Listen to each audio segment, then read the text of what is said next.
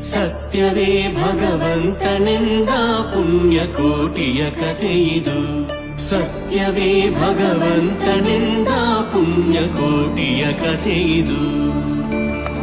ಪುಣ್ಯಕೋಟಿಯು ನಲಿದು ಕರುವಿಗೆ ಉಣ್ಣಿಸೀತು ಮೊಲೆಯ ಬೇಗದಿ. ಚೆನ್ನಗೊಲ್ಲನ ಕರೆದು ತಾನು ಮುನ್ನ ತಾದಿಂತೆಂದಿತು.